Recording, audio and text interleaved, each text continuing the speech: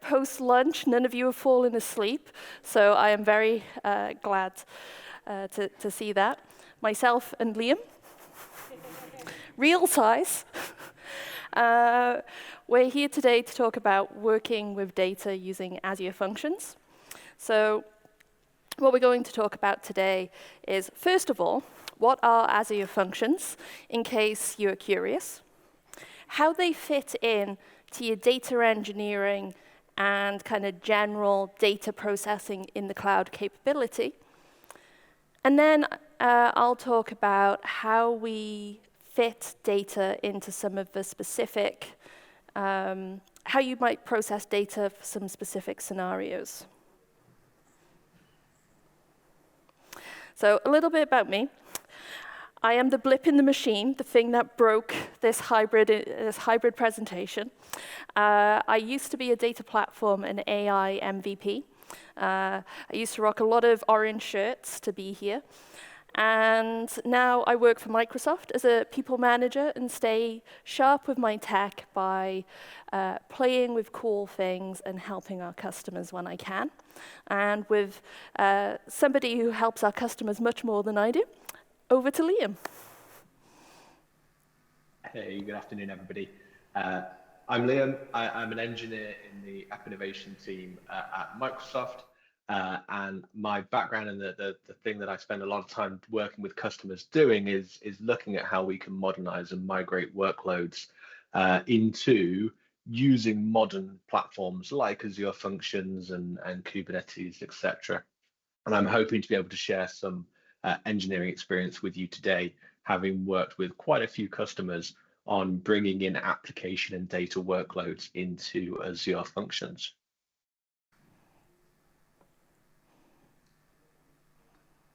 And I'm moving slides for Liam, so apologies if there's a slight lag. Yeah, we'll try and keep them in sync, see how we go. So we thought it would be worthwhile starting with a bit of a kind of a foundational introduction. Perhaps there's a few people in the room that are new to Azure Functions, that are excited to get started or have a look and see what Azure Functions are capable at doing.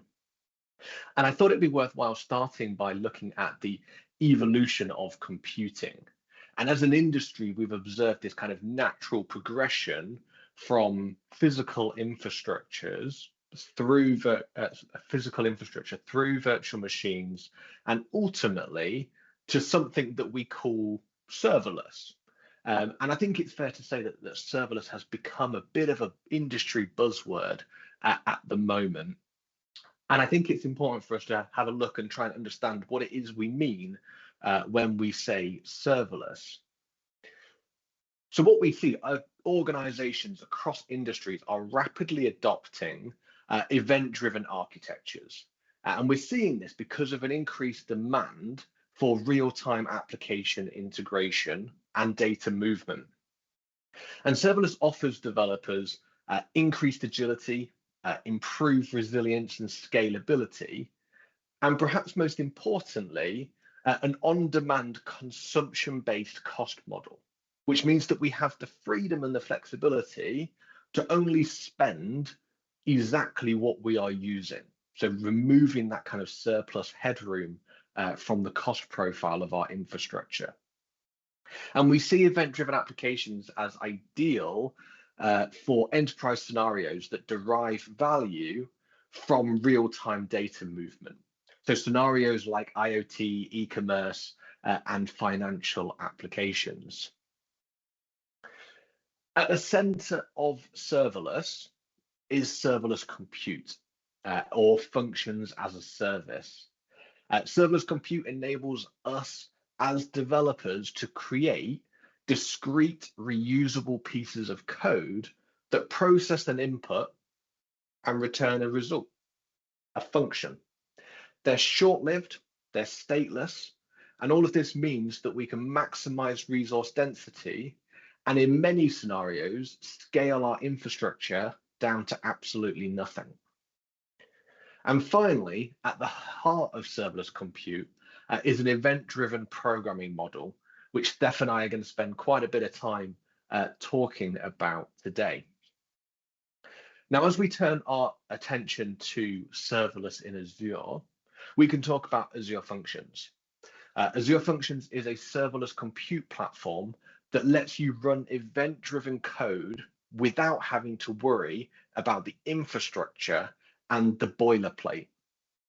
Its integrating programming model provides us with cross-platform end-to-end development that makes it really easy for us as developers to build, deploy, and manage serverless workloads.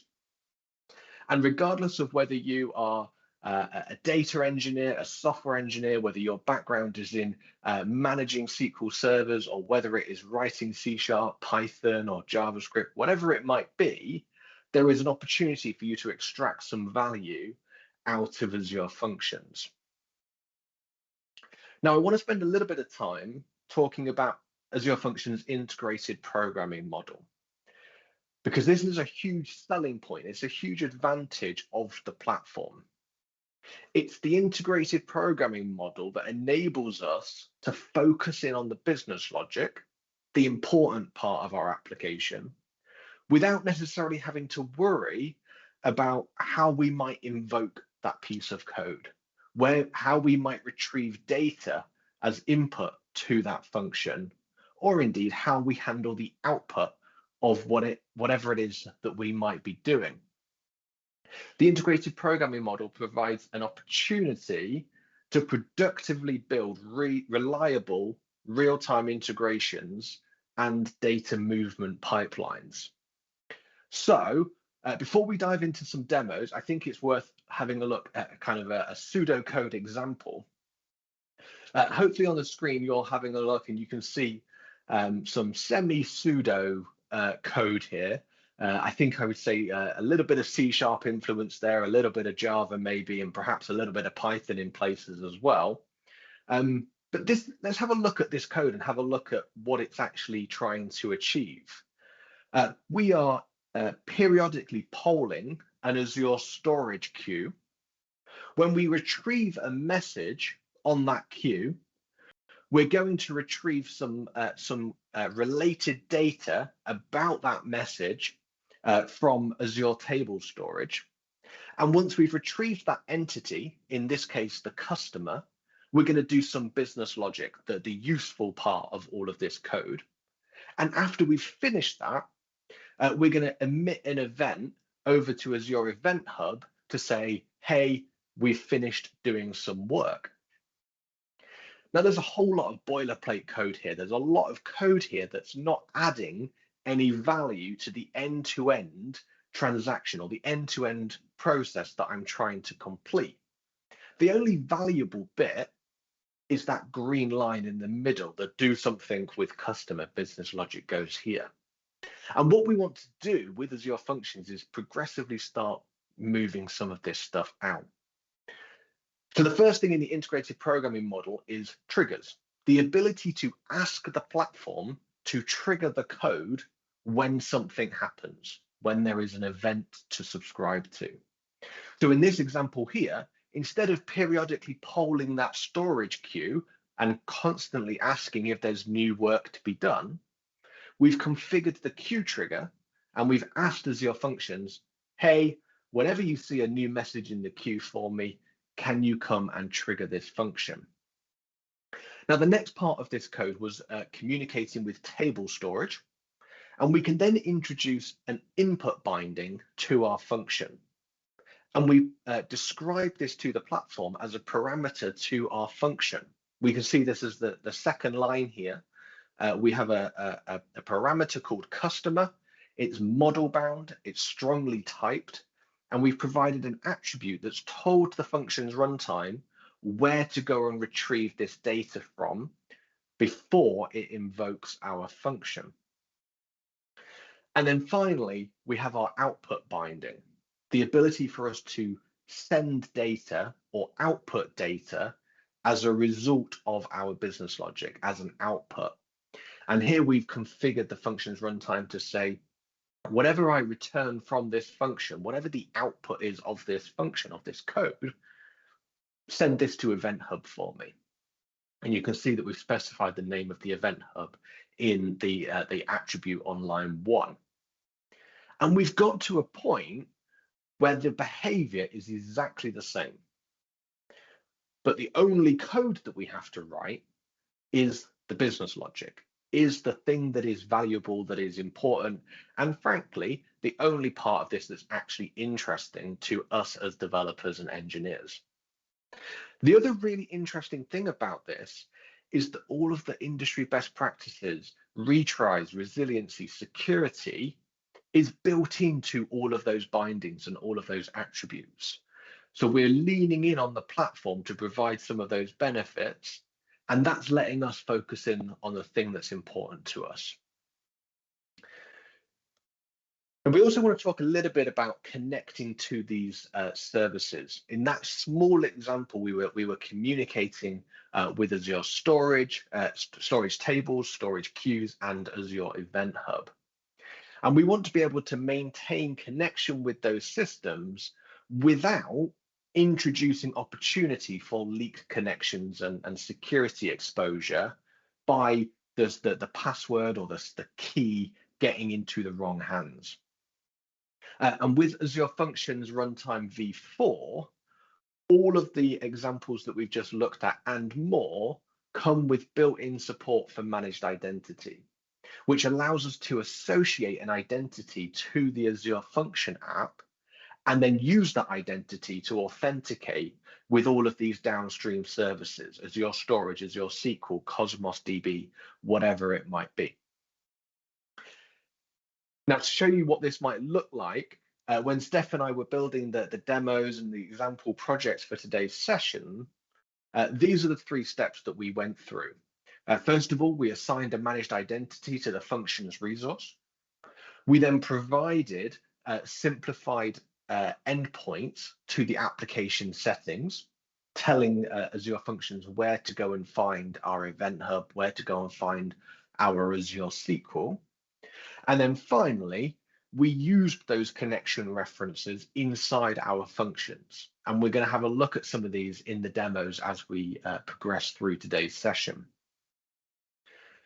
Now, for our first demo today, we want to have a look at creating the project required for us to start adding functions and start writing some code a little bit later in the session. So I'm going to kick us off with a demo here where we are going to dive into Visual Studio Code and we're going to get started with our Azure Functions project. So the first thing that I'm going to do here is just go ahead and create a new directory where we're going to put the Azure Functions project. So the SQL bits demo.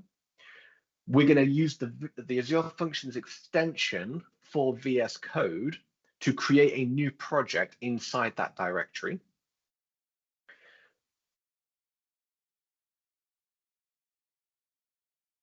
We're going to opt to use C# and the .NET 6 runtime for this particular project.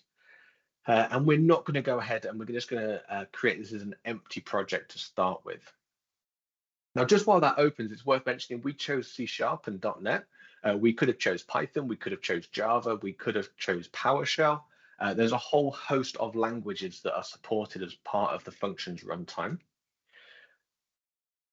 So this is a .NET project. So the first thing that we're going to need to do is just do some NuGet restores. So we're just going to run .NET restore on this project just to pull in all of the necessary dependencies.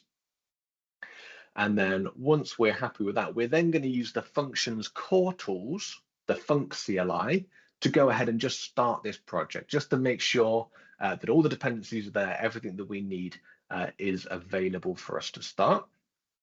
And we can have a look there. The app is up and running. It's informing us that there's no functions found. That makes sense. This is an empty project. So we can then move on and look at setting up the infrastructure required for all of this to work. Now we're going to use Bicep here. We are also going to lean in on GitHub Copilot to help us write some of this Bicep. Maybe Bicep is new to us, maybe infrastructure as code in general is new to us. And how awesome would it be to pair program with GitHub Copilot to help us author and write some of this code as we go. So the first thing we're going to do is write the infrastructure as code for some of our boilerplate, or for some of our auxiliary services that are required for Azure Functions. So we've got our storage account here. We'll go ahead and add application insights, which we will use for observing and monitoring our function invocations. We'll go ahead and create the app service plan. We're going to use a consumption app service plan. And we will see what Copilot has to suggest here. So interestingly, Copilot has not quite understood the request here, which as developers means that we can take a breath and keep our jobs for just a little bit longer.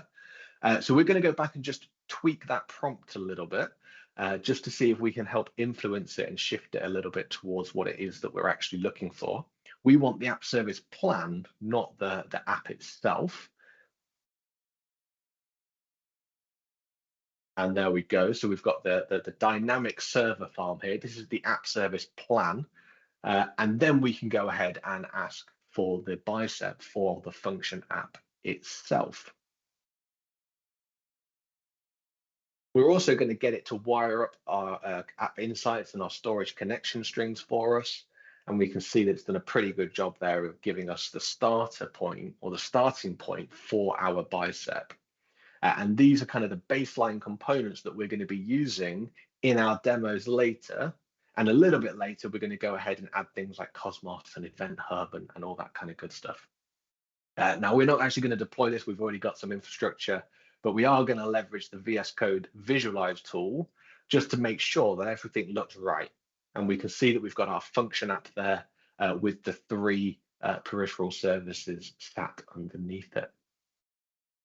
So now we've got the pieces that we need to get started. Hopefully we've got a better understanding of the functions platform. I'm now going to hand over to Steph, who's going to dive into some of the common use cases. Brilliant. Thank you, Liam. And you might have noticed, Liam wasn't the person who built the demo, so I am a big believer in showing my actual competency and not showing the happy path in building things.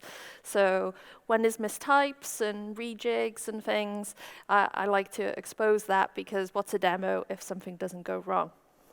So yeah, we will see more ways that my limited knowledge in .NET comes through, but I still achieve my goals later on. So let's talk about working with data. So there's a couple of different areas that we do day in, day out as data engineers, BI folks, devs, people who have to do stuff with data. One of the first things that we have to do, usually, is run something on a schedule. So you've got your batch ETL types of jobs where something happens. You might also need to do some processing. So in this example, it's just cleaning up some data that could be coming from a master data scenario. So we can run a function on a timer. To do that, we use the timer trigger. And using a variation of cron job syntax, we are able to specify quite a complex schedule, if we need to, of when things repeat, what time zones they happen on, what days of the week, and so on. So we can run a really sophisticated schedule-based ETL system using Azure Functions. And we can, as Liam demonstrated with his pseudocode, we can then add additional inputs and outputs. And those inputs and outputs include most of our common data sources in the cloud to be able to help us streamline our capability.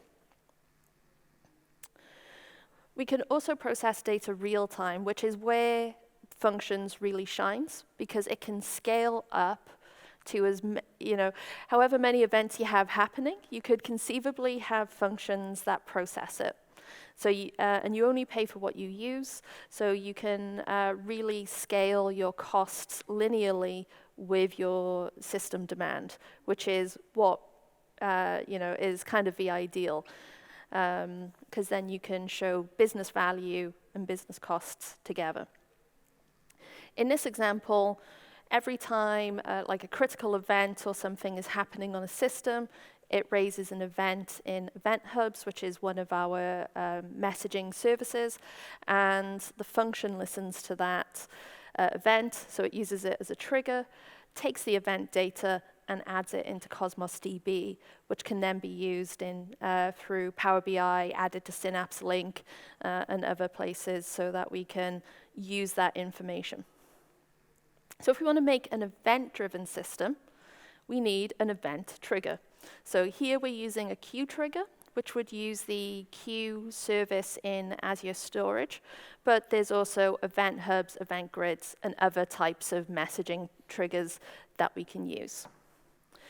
So things I would recommend when you're building a real-time event-based ETL or data engineering pipeline is use schemas. Hopefully, as data folks, we love a good schema, we love a good definition of our data, and we want to set expectations as to what we're going to receive and what we're going to give people. Those data contracts really help us, and one of the advantages of functions is we can start building shared data contracts of schema that all our processes can run. So you don't have to worry about the customer definition in your Data Factory Job 1 and your customer definition in Data Factory Job 2 varying slightly because of a typo. You can have that shared customer specification. And you also can process data coming off of that kind of event-driven queue, either in single messages or in small batches. So you can specify how you process quite comfortably and tune this to your demand.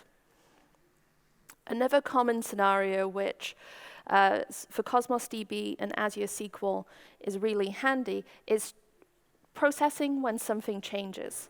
So in here where this example is an application and a real-time app type of scenario where some data somebody makes a payment, that gets added to our Cosmos DB, and when that gets registered, we then start dispersing notifications. But one of the things that this actually is great for me is kind of a master data management type of scenario. If you had lots of applications that your developers have built, adding data for customer entities and things in different source systems, you can be listening out for changes on those customer entities and then real-time merge those changes into your central management of that customer record. So you can do some really great things by listening out for change without necessarily having to worry about whether you're doing slowly changing dimensions and things. And you can kind of go straight to grabbing some of the data. So when we listen to Cosmos or SQL for changes, we add another type of trigger, in this case, Cosmos DB. When we add a database, we need to add it, where are we looking, what are we grabbing? And Cosmos DB uses the concept of leases, which is basically you can, when it publishes a change feed, you can grab the information about that change, and nobody else will grab the information about that change. So you never end up with two functions processing the same change at the same time, making it really resilient and avoiding overcompute. And we can bring that data in a read-only list, and again, we can use our schema. Every time we can use our schema, I am a little bit happier. One of our other most common requests, especially if you're building the back end for developers, is using APIs to either get communication of changes in things like webhooks, so you can do we see that in things like chat ops, where your Slack or your Teams subscribes to changes in things like Visual Studio, Azure DevOps, to be able to get, whenever there's a new work item raised, that actually has an API and a webhook being told an event happened, make a change. So we can do this kind of API interactions with our data, so you can do your create, read, update, delete interfaces to your data quite easily. when we have an on request, like an API type of thing, we have a HTTP trigger. With our API type of interfaces, we can set different authentication methods, including having apps access your functions using a managed identity. So again, securing your entire kind of software ecosystem through an identity-based thing means you never ever have to change a connection string in your app settings. And if you've got 50 things relying on the database and somebody leaks the password accidentally, you don't have to go through and make changes to 50 jobs worth of connection strings. So I am super happy to use managed identities. And the other thing that's really cool, because I am a big fan of documentation so that I have to remember less, is we can put OpenAPI, which used to be Swagger. We can add information as we go, so we can document our functions, and it will automatically generate extra web pages that people can go to find out how your functions work, and be able to grab that information and test it and work with things more quickly. So we can start building documentation as well super easily with this solution. And I don't know about you, but I wish more of our data processes were well documented. The final key use case that Azure Functions works very well for is actually, it seems a little bit counterintuitive to when we said one function does one thing. So sometimes you need to do a complex workflow.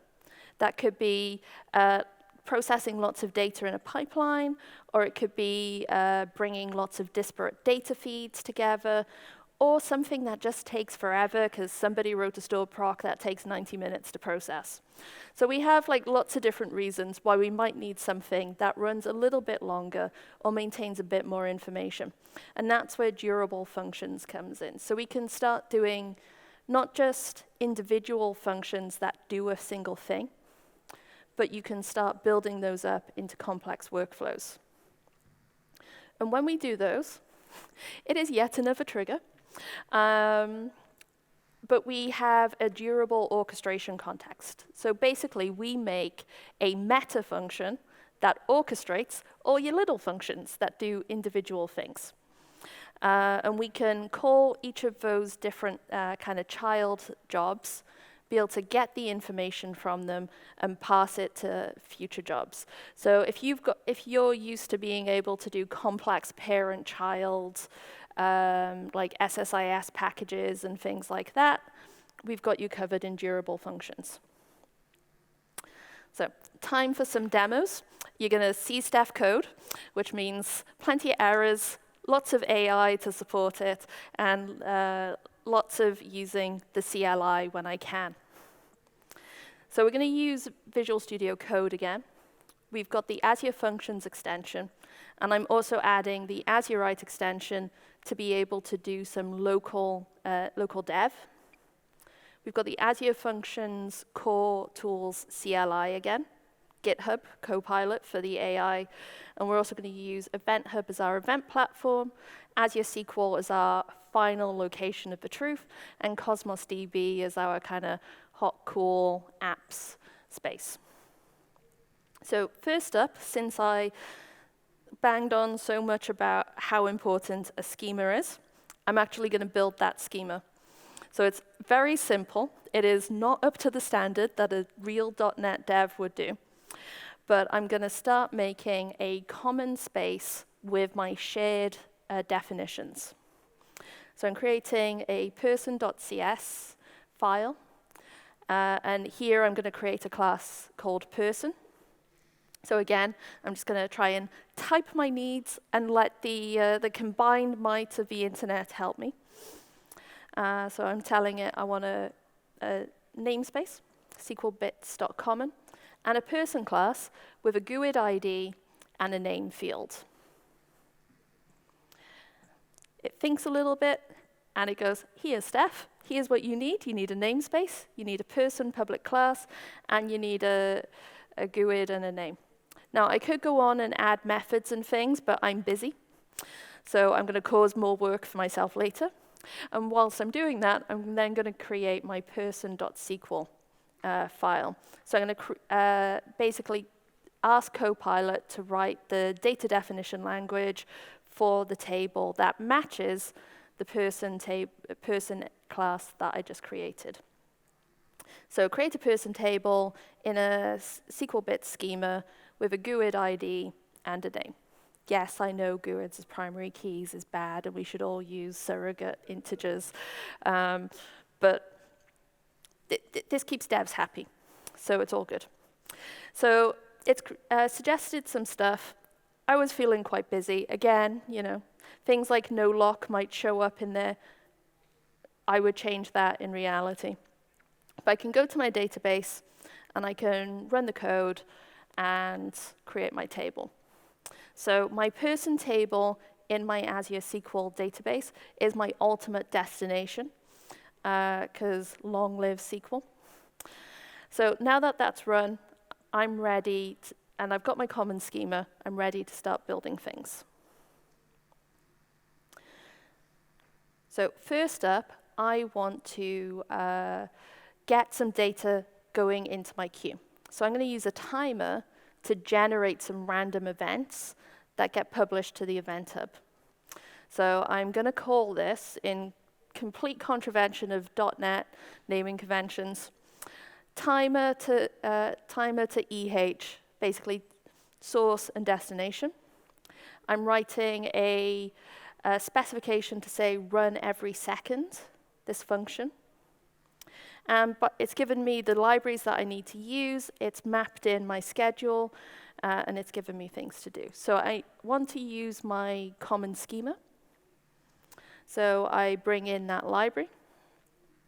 And now I need to add in my Event Hub output, because I need to plumb in that connection. So again, I use my comments to say, hey, computer, please give me this thing.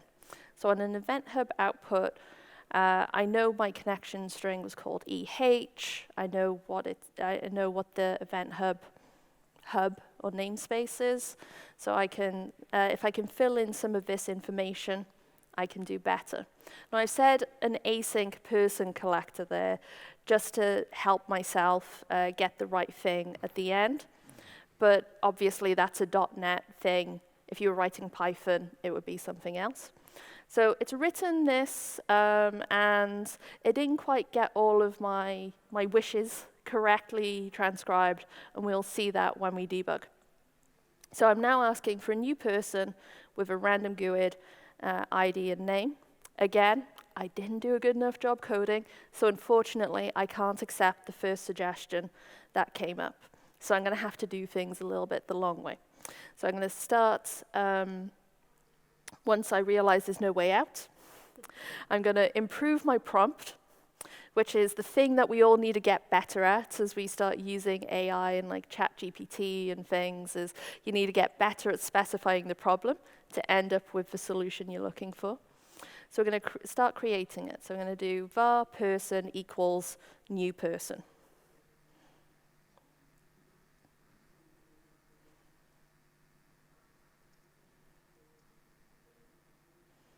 And I was typing very slowly because it was very, very cold. I moved into a new house, and it was snowing and all sorts of things. So yes, apologies if my speed of typing is more, feeling like it's more like this. I do normally touch type. So it starts bringing in a new GUID, and again, I'm going to be super lazy, and my name field is going to be a GUID as well. So once that's to string, I now have my new event, and I need to add that event to my output, to my queue.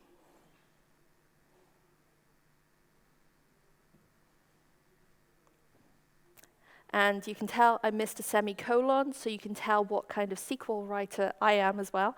I miss a lot of those endpoints. And I'm going to type in func start to give things a whirl, see if it'll spin up and get things right. Did it publish? Oh no, red error messages. Because I didn't quite, because the AI didn't quite get it and I didn't quite catch it, I needed to have Event Hub. So thankfully, the error messages that you get in Azure Function development is actually quite clear. Reading the error messages does help me quite substantially. So now when I run this, it works, and we can see that I got my first execution of my timer to event hubs, and it ran successfully. So I've got my first batch schedule job sorted.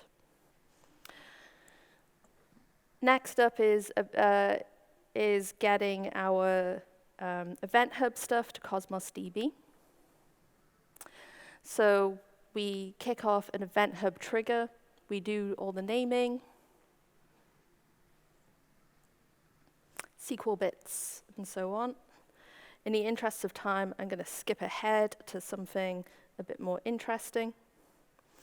So we've got the creation. You can see that it's automatically starting to kind of work out what the kind of things I want to be talking about. It's not necessarily getting it correct, but Copilot is at least helping me structure what I'm saying to help it do a good job for me.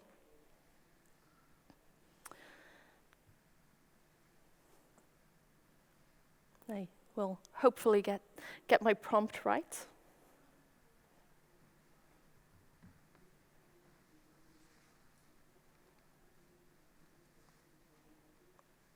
And I get inferred my connection details.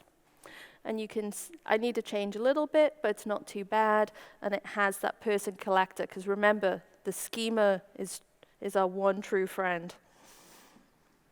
So now I can add my business logic of writing my person class data to my Cosmos DB. I need to do a bit of processing,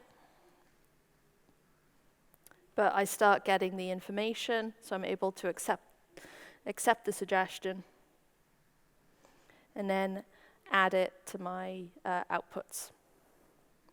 So I'm able to do things with very little code. As Liam demonstrated, I'm mostly writing my business logic to get stuff done.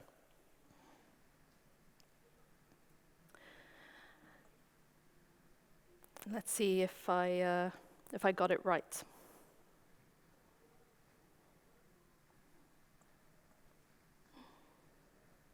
So it built, always a good start for me.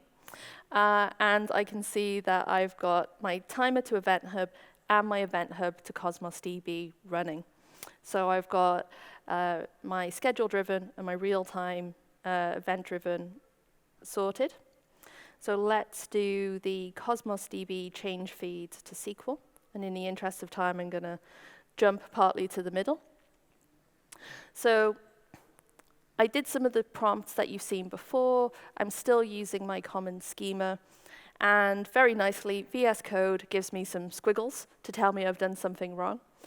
It's .NET. I don't know what the difference is that drives whether I use whether I use a colon before something or an equal sign, but thankfully it tells me what I needed to do.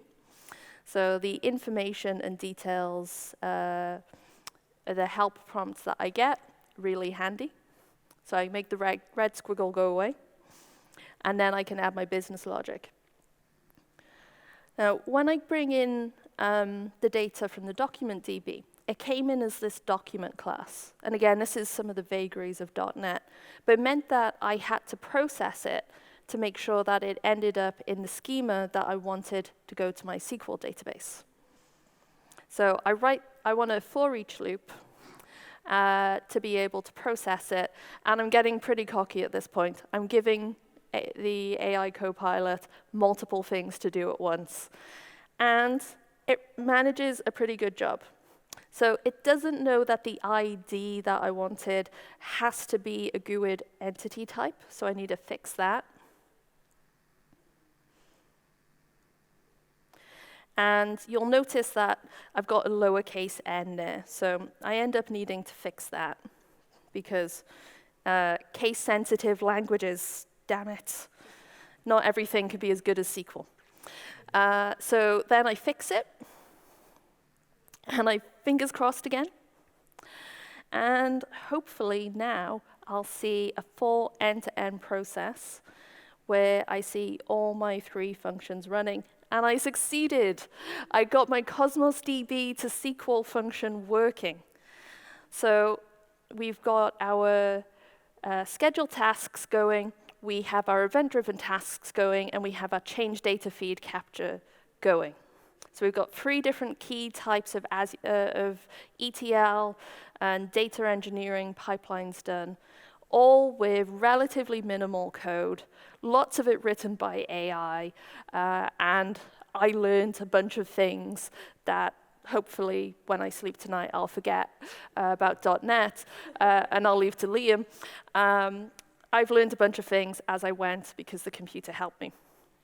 So with that, I'm going to hand over to Liam, who isn't sobbing, which at my horrible .NET, which shows you his fortitude and resiliency.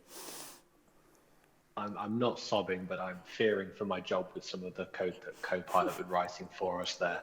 But yeah, as we come to a close, I think it's worthwhile just recapping our session today. We kicked off by introducing Azure Functions, understanding that evolution of compute that's got us to where we are today, to a point where we can start focusing in on the business logic and the data engineering that we want to focus on, rather than all that boilerplate. Some really nice demos there from Steph, looking at some really common use cases that we've both seen across a number of industries, and then some quick demos to kind of show you how quickly we can get started with our data processing, leveraging Azure Functions. So for those of you that perhaps found this session interesting and want to kind of get hands-on with some of this stuff, there's a few links here that you might find useful. First of all, there is a collection of cloud skills resources there for you to get started building your first functions, looking at working with some of the Azure services that we looked at today. The link there in the middle is a link to a GitHub repo where you can have a look at all of the sample functions, the bicep for the infrastructure as code that Steph and I built for the demos today. And then also, it's worth noting that if you are very new to Azure, you can get started with everything that we've shown you today under an Azure free trial. Functions, Cosmos, Azure SQL, they are all included in the Azure free services collection. As always, we want to encourage you to share feedback about today's session, the good, the bad, the ugly. Share it with us. Steph and I want to hear it. We want to make sure that we incorporate your feedback into future sessions. So feel free to scan the QR code or tap in the short link there and give us your feedback for today's session. And I think we are coming up at time, but if there are any questions in the room. Yep. We have 1 minute, so whether you put it on Canopy or raise your hand, and I think I can just about see if anybody raises their hand here. Lovely person at the back, you're going to have to shout, and then I'll repeat your question for the whole class. When it comes to ETL, when we use functions over other servers as you're offering? So the question is, when you're doing ETL, when would you use Azure Functions over some of the serverless offerings? So I really like Logic Apps, which is our serverless solution that is a bit more drag and drop. I would use that usually when I have a non-Microsoft service that might be my trigger or my destination and processing, because the Logic Apps has 300 odd connectors or something like that. Azure Functions is cheaper to run, code first, but is a bit better on the main Azure products. The question disappeared? Oh, okay. So due to the issues with trains, we've decided to bring forward the prize raffles to the last break. So I believe that's at 15:40. So make sure to join us in the main hall. Awesome. We've got another question. You mentioned durable functions earlier. How Yeah. do you get the functions to listen to each other? Are there functions Yeah. that Br- Yeah. So the question was, in durable functions, how do you get functions to listen to each other? This also sounds like you might be using the word functions in exchange for dev or something, or like data engineers to get people to talk. So if this is a personal like soft skills thing, we can answer that during the break. Liam, how do we build durable functions that have steps that talk to each other? So I think all of this is orchestrated by that orchestration function that we showed a brief example of. Essentially, we rely on the orchestration context to coordinate when different activities are invoked. And if we need to pull the dependency from one and share it to another activity, all of that happens inside the orchestrator. So there is no activity to activity communication per se. Everything goes back to the orchestrator and is then shared downstream, simply using parameters in future activity calls. So the example that we showed actually had two functions where we passed the result from one to the other. And if we wanted to go back the other way afterwards, that would simply be invoking the first activity again with the result from the second one. Thank you so much, folks. We really appreciate your patience at the beginning, everybody staying awake, and hopefully going and giving us some feedback and doing the Cloud Skills Challenge, which there is a leaderboard. If you are competitive, you can compete to be the first one to learn all about Azure Functions for data. So thank you all very much. I hope you have a great rest of your day. Awesome. Thanks, everybody.